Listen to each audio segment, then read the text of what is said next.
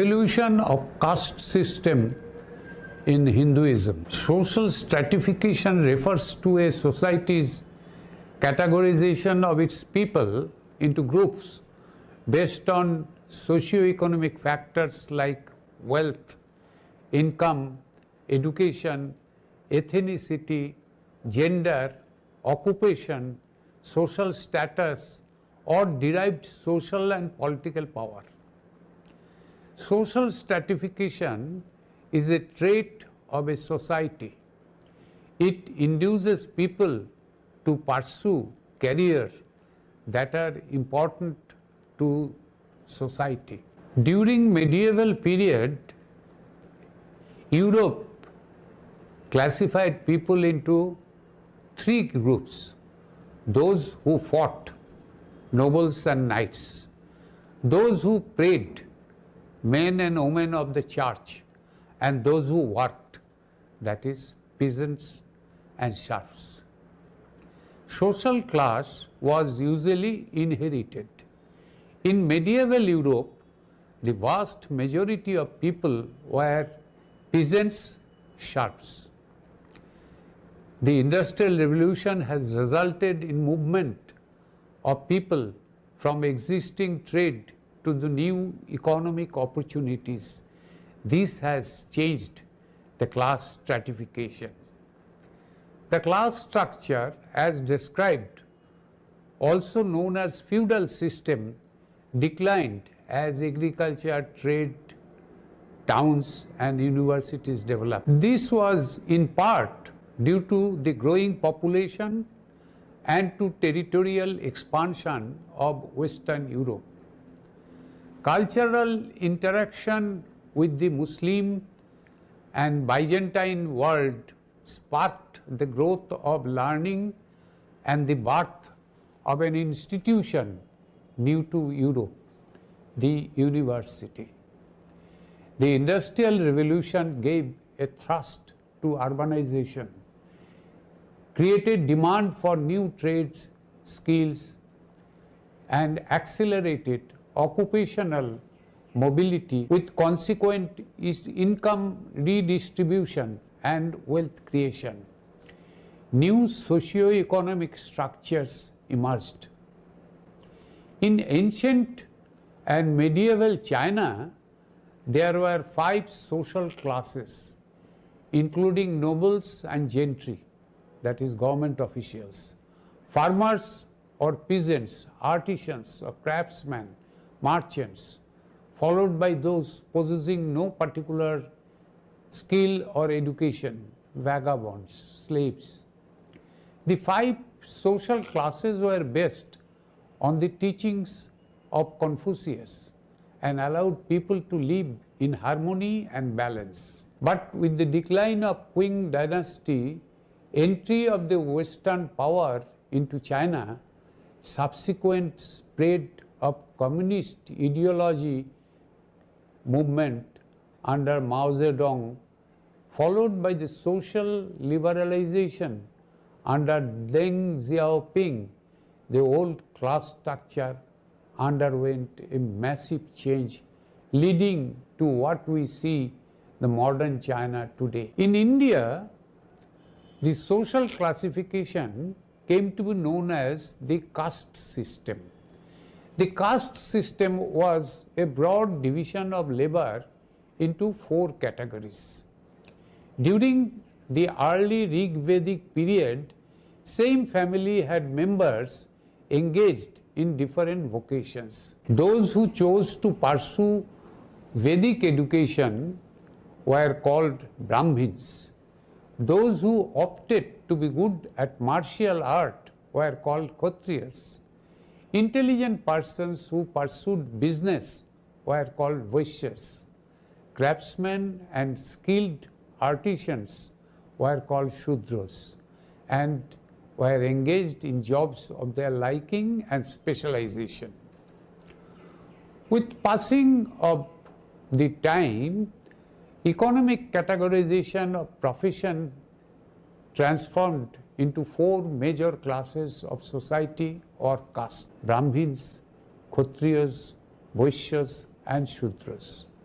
This left those who were not educated with no particular skill and had to fend for themselves and constituted the bottom of the social layer.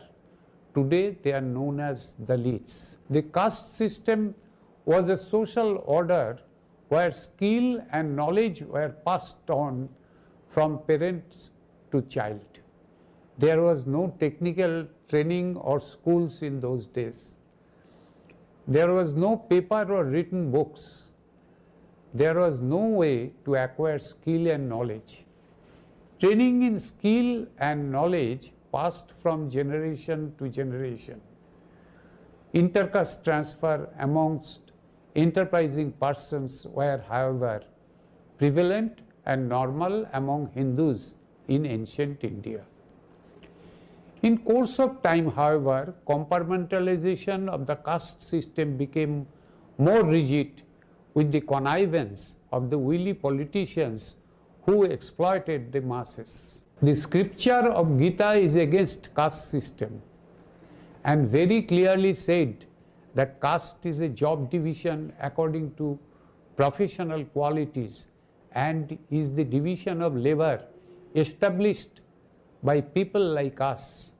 Ishvara, that is religion, is not involved in this. Following two slokas of Gita are interesting. Brahmano Kshatriya Vishang Shudranang cha Parantapa Karmani Pravibhoktani Shabhava Prabha Vairgunoi.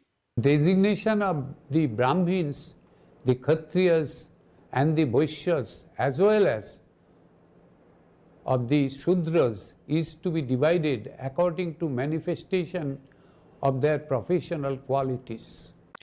Chaturvarnang maya srishtang guna karma vibhagasya tasya kartaramopi mang vidhatta kartaram vayam. This means the four orders of the society are dominant according to the predominant qualities and involvement in corresponding duties, and created through human like us. Immortal Lord is not involved. It is said, Ishvara ordained that anyone who will denounce casteism and will work for unifying the Hindus will get eternal heaven and will also help his forefathers to reach their heavenly abode. In Bano Parva of Mahabharata, that is even during the days of Pandavas' banishment in the forest, the four Pandava brothers were made unconscious by Jaksha. The four brothers drank water without permission from Jaksha's water body. When Yudhishthira, the eldest brother of Pandava, arrived in search of his four lost brothers, Jaksha said he would give antidote to the four brothers if Yudhishthira gave correct answers to his 12 questions. Jaksha's 9th question to Yudhishthira was, Rajan kulena vrittena shraddhayana sutena ba brahmanam kena bhavati prabhujye tat sunishchitam. This means, what makes one a Brahmin? Birth, character, study or wisdom? Yudhishthira replied, Sinujakha kulang tat na shraddhaya na cha shrutam karanang hi dijang te cha vrittameva na samshaya. This means neither birth, nor study, nor wisdom. It is character alone that makes one a Brahmin. This proves during Vedic period the concept of untouchability with respect to the Sudras or anyone else who was a Dalit, untouchable, did not exist. Any condemnation of person was due to mainly his or her engaging in an activity not useful or acceptable to the society. It was, however, prevalent that any type of socially unacceptable or condemnable behavior could be mitigated through penance and by changing one's behavior. Before invasion by the foreign rulers, Hindu society remained flexible and allowed people the freedom of choice in their undertaking. For example, Satyakama was a Rudra by birth but became the most respected Brahmin by learning the Vedas. During the Vedic period, anyone could become a priest. The question of reservation of position for the Brahmin did not arise. Veda sloka says, পবিত্রাত্মা সংযতেন্দ্রিয় পেশলাং মধু জিহ্ববা চ তং গুরুং শ্রদ্ধয়া শৃণু উপহার চ প্রয়চ্যুতু.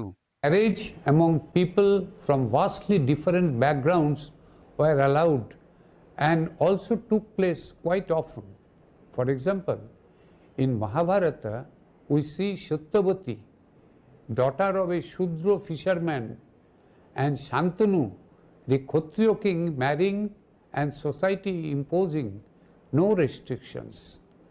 The Samveda sloka says that Ishvara do not appreciate exploitation but desires his followers to treat everybody equal and nurse the afflicted one. যো দদাতি বিভুক্কি তেভ্য পীড়িতানাং সহায়ক দুঃখার্তানাং সমশ্লিষ্যতি তমেব ঈশ প্রসাদতি.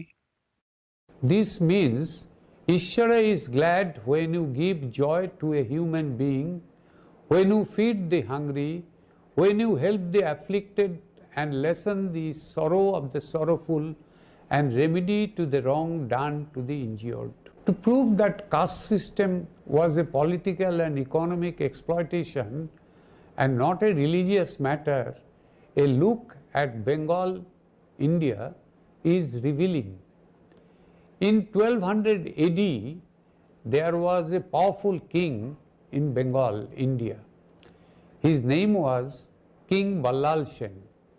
During his rule, Nath Brahmin, also known as Rudraja Brahmin, were considered to be highly respected Brahmin caste and were acting as royal priests. Pitambar Nath was the royal priest of King Ballal Sen.